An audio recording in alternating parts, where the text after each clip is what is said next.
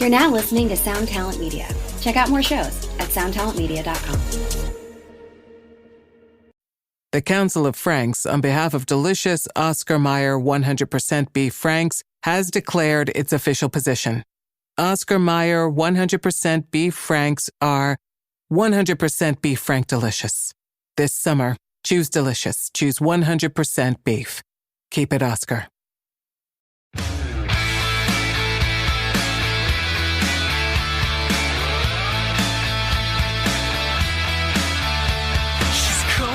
She's cruel, but she knows what she's doing.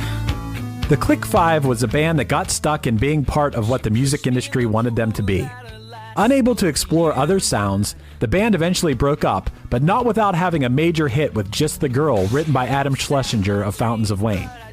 Today, I'm joined by podcast host Will Carey to discuss if the Click Five deserved more, or if their wannabe Beatles vibe should be forgotten entirely.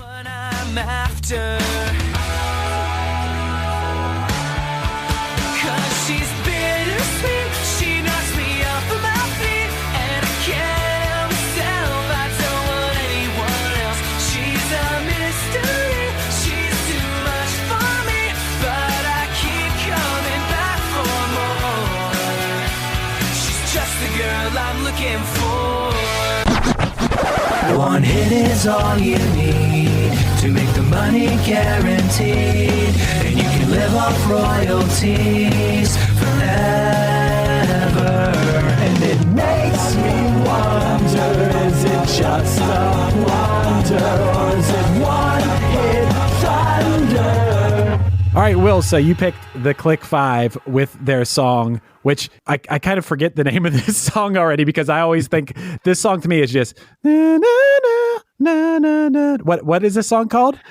This song is called Just the Girl, which is really what most songs in this genre of music are really about. Yeah, right. And you were a fan of this song when it was out in the year 2005? When this song came out, I definitely remembered liking it, but I remember at the time thinking I cannot tell anybody that I enjoyed this song, because I was a couple years into my like political punk rock, like discovering like Anti-Flag and Minor Threat and Fugazi. So that was where I was at the time. So I remember liking it, but remember liking it secretly. Yeah, it was a guilty pleasure. I get that. I get that. Yeah, I was way too cool for this band at this time.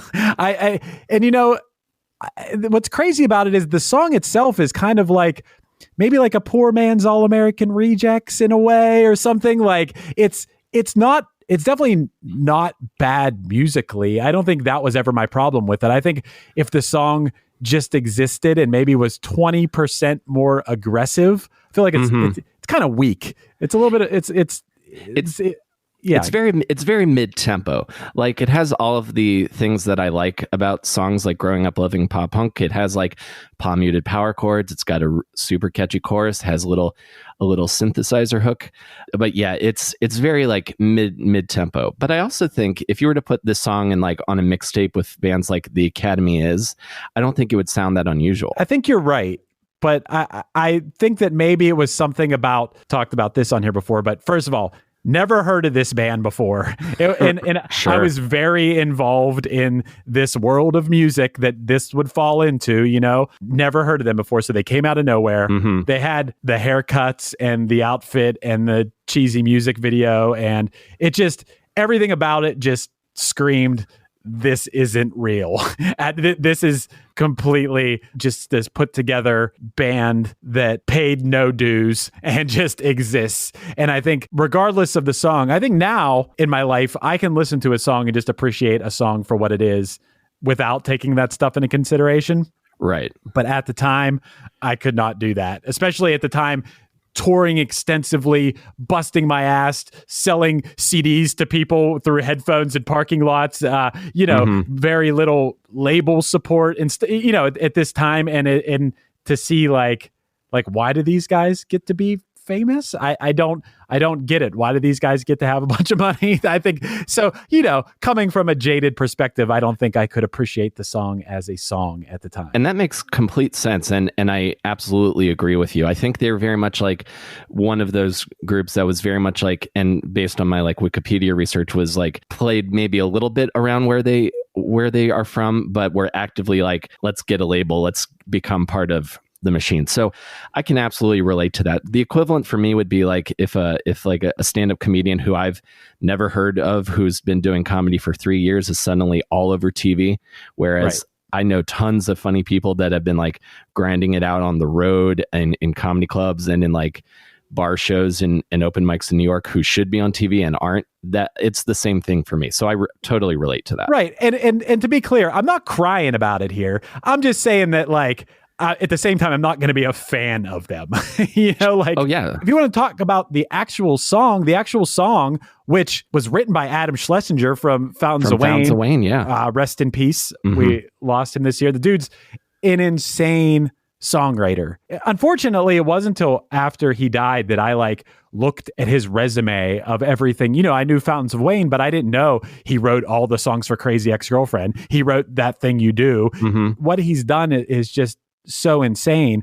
And if he was singing this song, or if it wasn't this band that I was like pre-programmed to not like, I think that I could enjoy the song. It's catchy chorus. The lyrics are kind of whatever. They're bubblegum as it gets when it comes to like pop rock music. Their background's kind of strange, like you just touched on.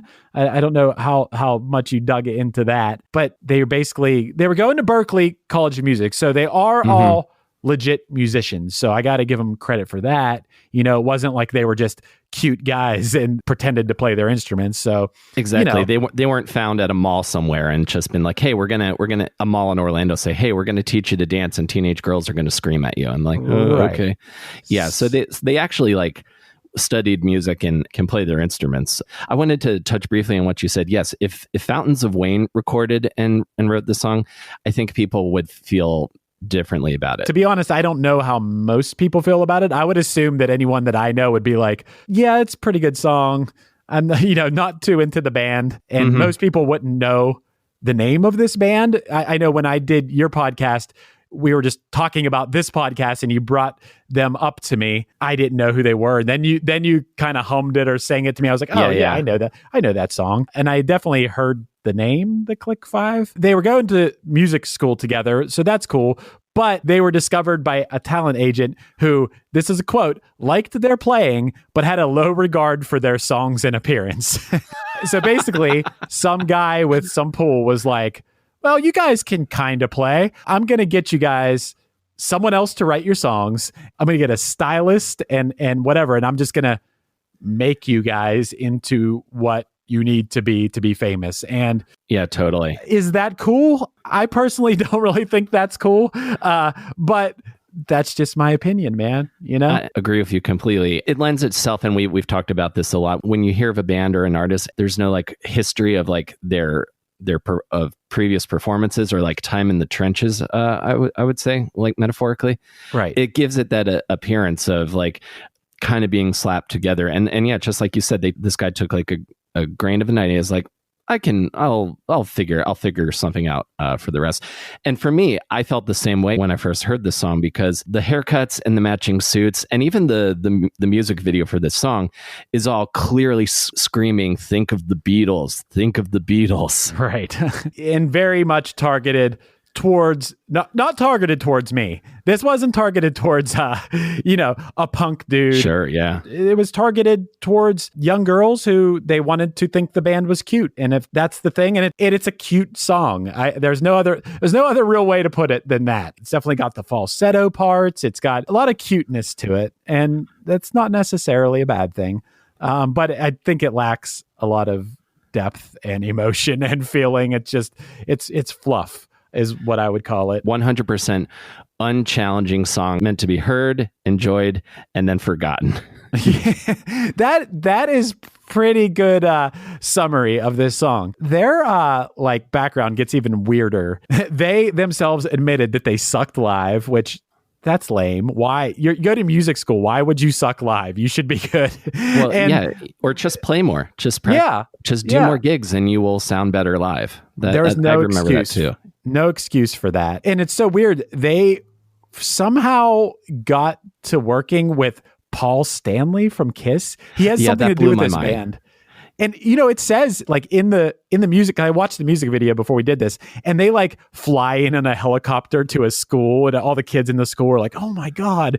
And then they get rumor that the Click 5 is going to play on the roof. But then I noticed, I don't know if you noticed, but it said like Paul Stanley School on the outside of it or something like that. And I was like, how the hell is Paul Stanley involved in this? I missed that. That blew my mind as well. Paul Stanley actually has a writing credit on another song from this album called Angel You, Devil to Me. And if you listen to it listening for like Kiss influences, I mean, it's obviously like a teeny bopper version of that, but that song has this like very classic rock styled kind of guitar solo.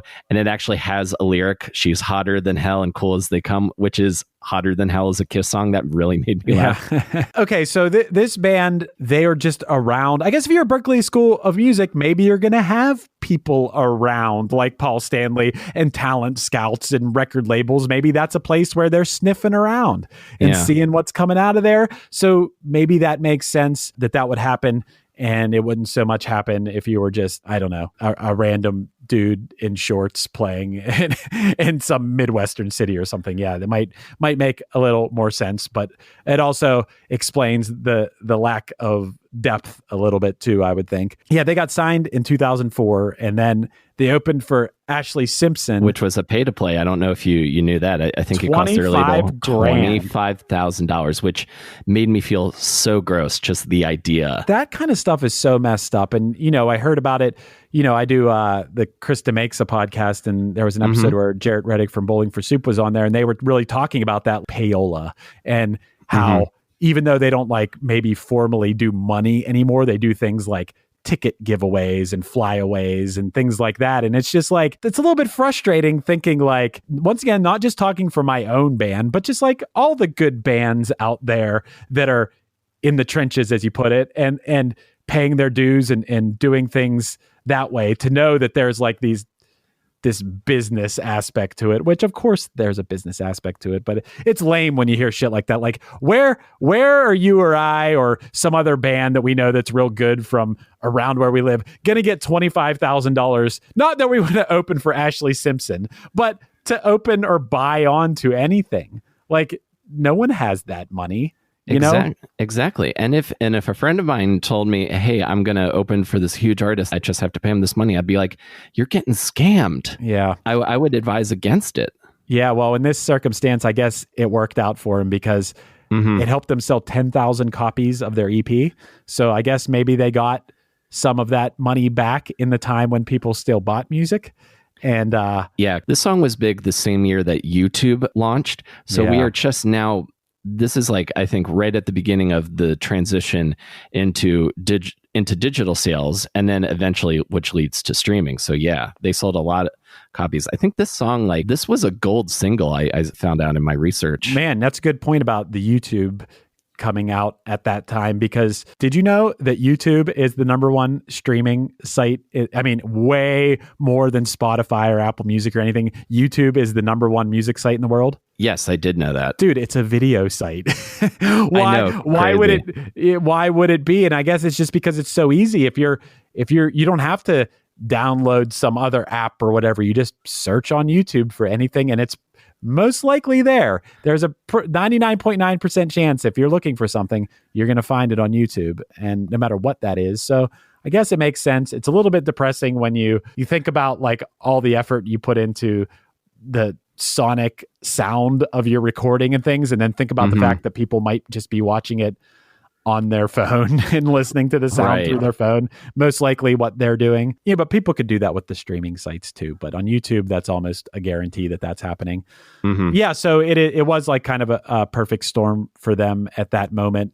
If they had a music video where it made them look like little heartthrobs, and then, and then they have this very sugary bubblegum pop song And it worked for them for this song. Their album sold 350,000 copies, which is a lot. It's the highest charting debut of that year. That's pretty impressive. Yeah, I would say so. That's again in the time when people bought music. If I could sell 350,000 of anything, I'd be excited about it. Oh, well, yeah. I mean, you didn't even have to put that first part on there. If I sold 350,000 of anything, I'd be excited about it. Right. It doesn't matter what it is. And the music hit. The video was number 3 on TRL. TRL was still a big thing. Oh wow, I forgot about that. Yeah, I mean that was a big thing, man. And that time, I had friends, bands who were like able to rally their fans and get onto that countdown, and that was huge. And I look back on that, and I'm like, why at that time? Why didn't we make a badass music video and just try to rally our? Because we have, in my band, we have been able to like rally our fans to like do cool things for us and get behind us. And why didn't we try to do that? That would have been a good idea. But also they had the most viewed MySpace band page. So you also had MySpace at the time, which was a huge thing. Oh yeah. And I think especially for music, I discovered a lot of interesting music through MySpace. I discovered MCLRs initially through MySpace. MySpace as a way to promote your band, it was way better than I mean, obviously, if you're in a band now and you're not using Facebook, Instagram, Twitter, etc., then you're really limiting yourself to exposure that you could possibly get. I mean, usually it seems like bands and artists are really good at one of the 3 and then just like kind of good at the other ones, or not have that strong of a presence. It seems like a lot of people like focus on one. It could be an 24-hour day job if you're trying to like figure out the algorithms and figure out the strategy that's best for every single one. But yeah, this band for sure had at least the right people advising them on what to do every step of the way. Yeah, all the pieces are in place for them to become megastars. They have the huge label support. They're touring with a huge pop star at the time. Huge video. They've got the package, to use a gross music executive term. Yeah, I mean, for sure. Hey, little side note in the notes here.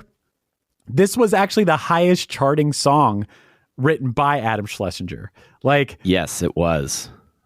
Which is wild to me, because I was talking to the producer Matt before this. Bigger than Stacy's Mom, bigger than That Thing You Do. Like, really? That seems wild, because I feel like everyone still remembers those songs, whereas this song, like, yeah, when you sang it to me, I remembered it, but it's not necessarily some like timeless classic. It was popular at the time and kind of faded away. Exactly. Like, people will talk about the range of Adam Schlesinger's catalog, including all the songs he wrote for all of the different projects he did, not just his band. But yeah, there's very few people, and I'm including myself in this. I don't think there are too many people who have done super deep dives into the Click 5 catalog, at least in America. No, I don't think so. And part of that reason is because they were here and gone so quickly. And this is where, before we started this, Matt said this was one of the more depressing bands or artists that we've researched in this, is that just as we were talking about, they were this sort of put together by a record label sort of thing.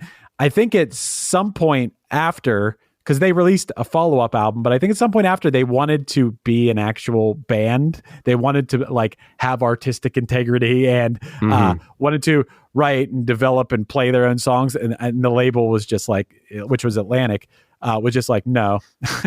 And then, they released maybe 1 or 2 more albums after that, like years and years later, and broke up. So it's always another like really disappointing thing to me, is like, you have this success. Yo artist, yo Click 5, you have this success, and yeah, you had it right off the bat. Don't let it slip away. Stay on it. Have an amazing career, because you had this giant launch that very few people get. And this band really, whether it was the band or whether it was the team behind them, they really fucked it up. Hi, podcast listeners. I'm Carol Costello, a former CNN anchor and national correspondent. This January, I'm launching a podcast about one of the first cases I ever covered as a journalist. It's one that stuck with me all of these years, the one that buried itself under my skin and stayed put. It's a true crime series about an amazing woman named Phyllis Cottle, who defied torture and death and brought a fierce rage to the quest to find her attacker.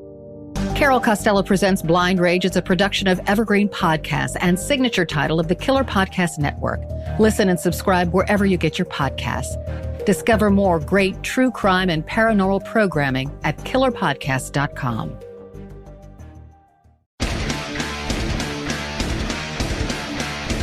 Hey there, I am Johnny Christ from Avenged Sevenfold, and I've got a podcast called Drinks with Johnny you're going to want to check out. I sit down with a bunch of different people from all different walks of life, from professional wrestlers to actors, comedians, fighters, musicians, everything in between. I'm just looking to make some friends and have a good time doing it. So if that sounds like something you're into, go check out Drinks with Johnny, streaming everywhere now. Yeah, I agree completely. We always look also at what was going on in music at that time, that the song became a hit to, like, you know, add some perspective. Yes, so as a fan of the show, I've got some research for this also. Oh, you do? All right. Well, what was I'll let you take the lead on this. What was going on at the time that the Click Five with their song, what was it called again? Trust the Girl. So 2005. Yeah. What an interesting year musically. So we had, not only did American Idiot come out and top the charts during this year. I think maybe it came out later in 2004. So for rock music, really the big stuff, with the exception of the fourth Nickelback album, was kind of political. We had the two System of a Down albums that came out this year, Mesmerize and Hypnotize. All right. And then American Idiot. And then when it comes to number one chart topping singles, it was this was like a Mariah Carey comeback year. She had a huge song this year called We Belong Together. This was also the year that Chris Brown had his first number one single. Hollaback Girl was a huge hit during this time by Gwen Stefani. Candy Shop by 50 Cent was another huge song. Yeah. And then I'm guessing probably on later in the year, Photograph by Nickelback was their big hit that year. Nice. So when I was looking through this, and when you're looking of like the pop songs, the pop charts specifically during this year, it's a lot of solo artists, pop solo artists, and rap. That was what was big. There was not a lot of guitar pop on the charts at all during this year. Right. So this was kind of an outsider to the charts, having something that even if they're not that aggressive, it did have guitars in it at a time when a lot of songs on the charts didn't. So, I mean, I guess maybe that gave them a little bit of an edge and let them slip onto the charts. Gold Digger was this year, and that was Gold Digger was as well. There was a couple other ones. Don't Funk With My Heart by the Black Eyed Peas. I think X and Y by Coldplay also came out. So again, not a super aggressive band, but when you're counting up chart stuff, I always like to put all the guitar bands in one category versus all of the singers or rappers. Yeah, I mean, I have found, researching other years too, that, you know, I'll be looking to see, like, okay, where are the rock bands? Where do they fall? And a lot of times you're at like number 50 for that year before you even see like something even on the outside of rock. Like I the one year I looked at, I remember I had to get down to like 80 where I found like Beck, and, you know, even Beck, even Beck, like, yeah, of course he's a folk singer and guitars are involved, but I think even that song, I may have been like Where It's At, which was like, you know, basically like kind of like a rap song. Mm-hmm. That's cool that this band was able to break through a little bit that year and have a little bit of guitars on the charts.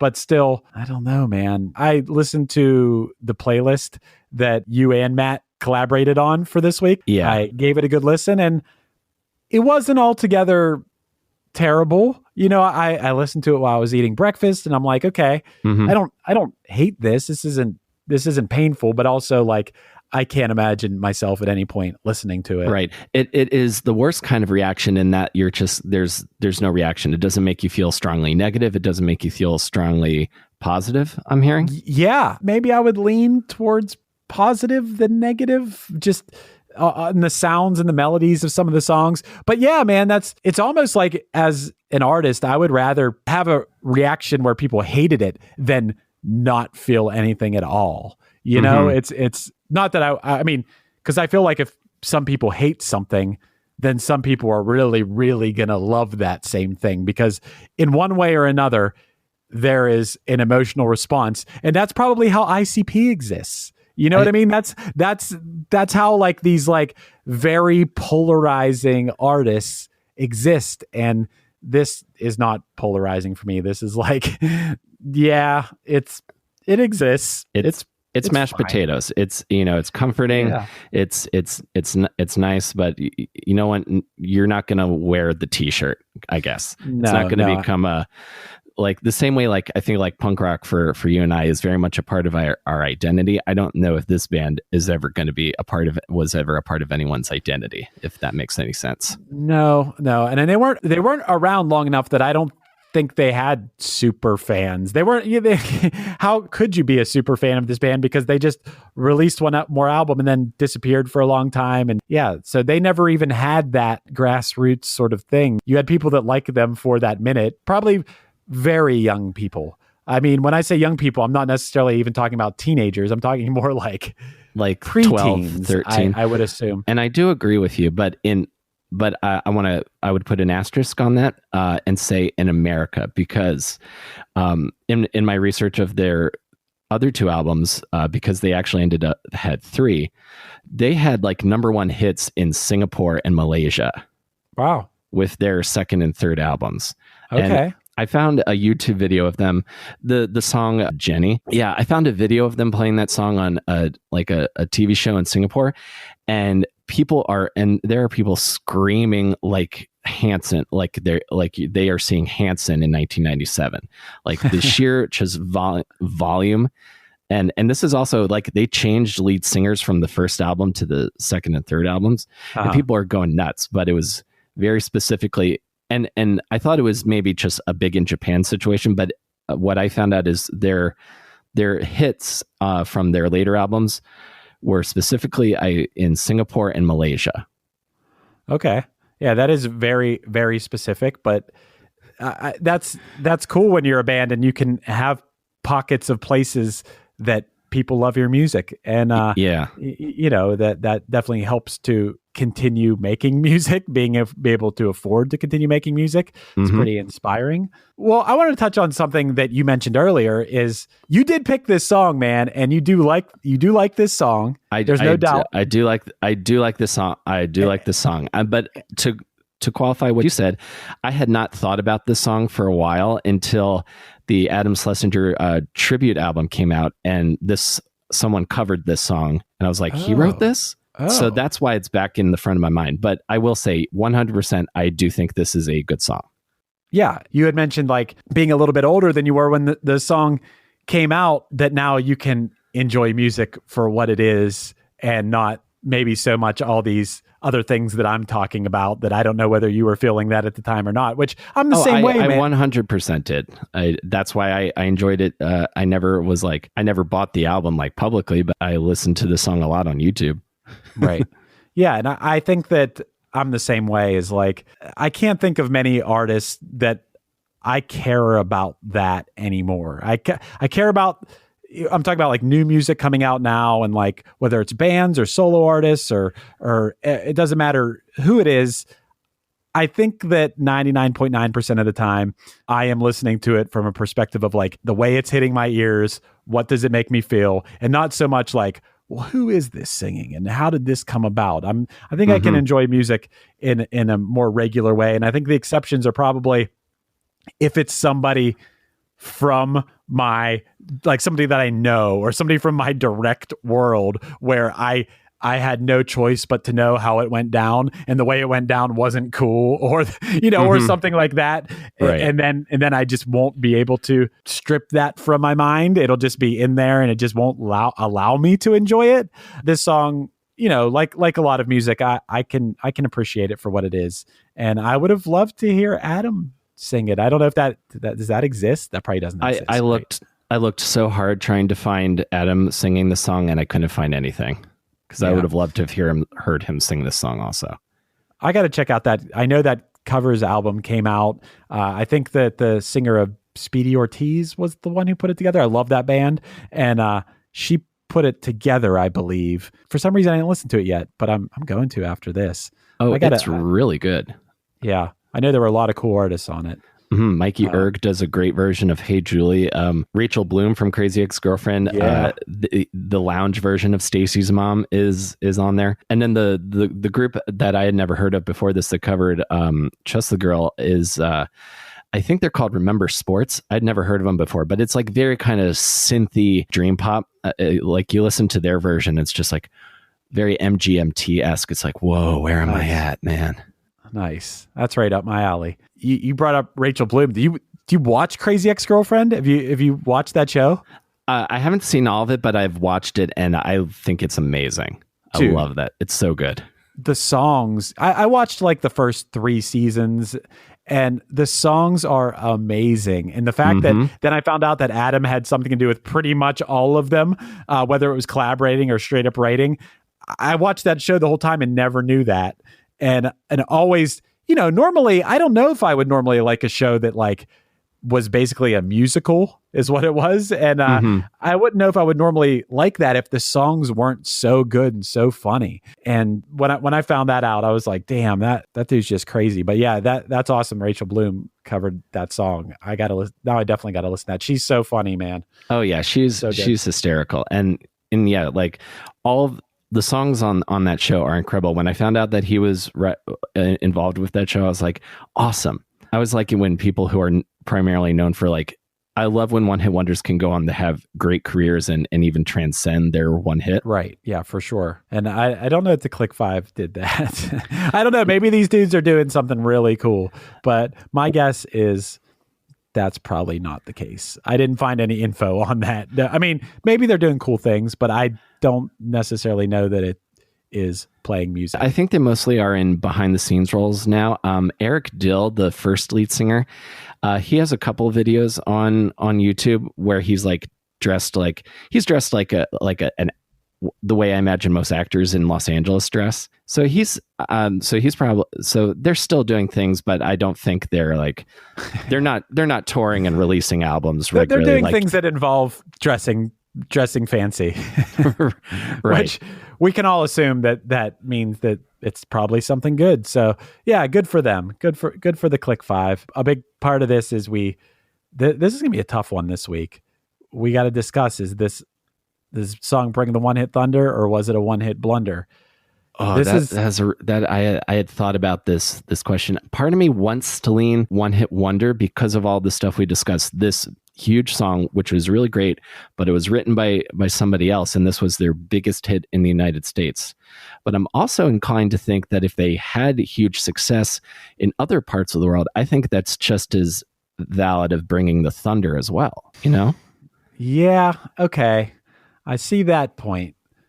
I just think that they were popular in Singapore, Malaysia after.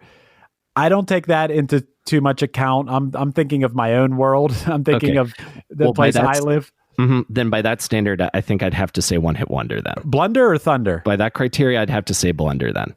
Blunder, yeah. I think I'm going to go with blunder on this one too. And I feel like I've given worse songs a thunder pass. I don't think it's the song. I just think it's everything else about this just screams blunder at me. Not being able to follow up on it. There are bands that can use, I think the Proclaimers are a good example. They had a big hit and then they just had this long career after, used that one hit and the notoriety and the money and whatever they got from that to be able to sustain this long successful career. And I feel like this band just kind of blew it. That whether it was them or their team or whatever, I don't think it was a strong post-hit career, because I really believe in my heart that if given that opportunity, me or a lot of other people I know could parlay that into a lifelong successful music career. Like Wheatus. Yeah, for sure. Absolutely. That's a perfect example. They've had a cult following ever since, and they have been able to use the notoriety and popularity of that song to just, they'll make music forever. As long as they want to. That's probably me being a little judgy about the Click Five. Maybe, for all I know, these dudes became producers and wrote songs for other. It doesn't say anything about that in there on any information I've found. But they could be behind the scenes guys, or they could just be normal people who work a normal job and have very nice lives too. And there's not a damn thing wrong with that. Absolutely not. Could I say something if I was like friends with the Click Five, like what I would have advised them to do differently? Yes. So first of all, and I thought about this as well, because I think like if the Click Five, like if they were like a great live band to catch in the Boston area on the weekends and had some support, put on a really entertaining live show before the major label deal and team gets involved. If they were like going out to Pittsburgh and opening for Punchline, and you guys were like when you were beginning going to Boston, and there was like that foundation of like in a community, like we talked a little bit about this on my podcast. If there was like a foundation, if they had, I think, more of a foundation as far as maybe being a part of a community, maybe more of a foundation live, I think they would have had a better time sustaining their career. Yeah, absolutely. They had I guarantee there's not a single band that I knew or toured with or friends with that knew who they were before this. So they had, if you have nothing to fall back on, what's going to happen once your fate is entirely in a record label's hands? Like you are 100% dependent on anything that happens for you on a record label. And it's not, I know so many bands that had that shot from a record label, that like legitimate shot that, they had a song that either became a hit or was close to a hit, but were able to continue being a successful band after that shot at the big time, or whatever you want to call it. And that's due to, the Click Five needed to go out and do 5 tours in a van before they had this hit. And that's not what happened here. And that's why no one knows who they are anymore. And, who's to say what any of us would have done in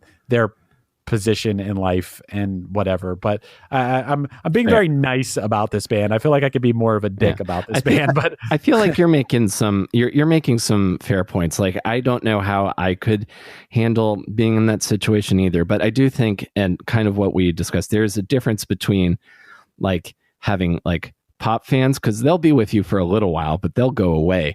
But then compared to like having a following, like actual fans. Exactly. Like you brought up ICP, like their Juggalos will buy everything they put out until they don't want to put stuff out anymore. I feel like Slipknot will always have a high charting album as long as they want to keep releasing music.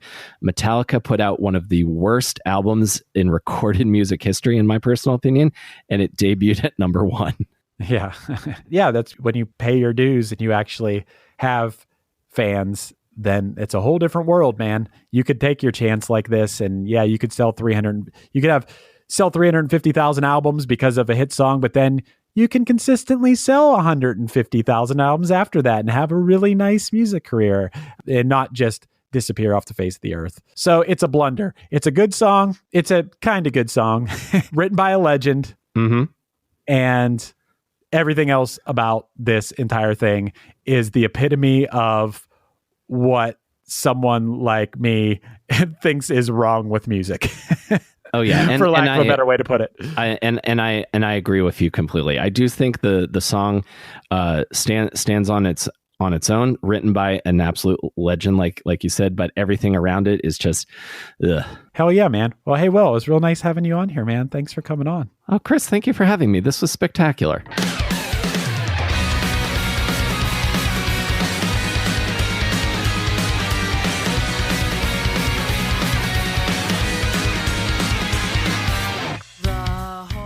This has been One Hit Thunder. One Hit Thunder is produced by Matt Kelly as part of the Geekscape Network and hosted by Chris Fafalios of the bands Punchline, Pack, and Another Cheetah. Underneath me, you're hearing The Reinventor off of Punchline's album Delightfully Pleased. Check out Punchline's music at punchline.com.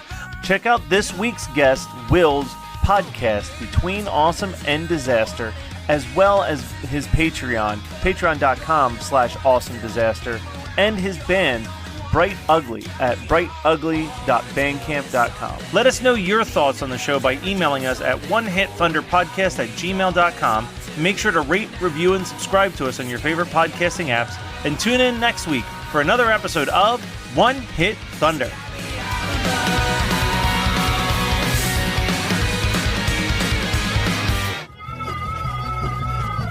You're listening to the Geekscape Network. Hi, this is Krista Makes, host of Krista Makes a Podcast. The theme of the podcast is songwriting. Each week, my musical guest picks a defining song from their career to discuss, critique, and analyze during the show. So please join me for some fun and insight into some of the greatest songs ever written and recorded. Listen and subscribe at soundtalentmedia.com.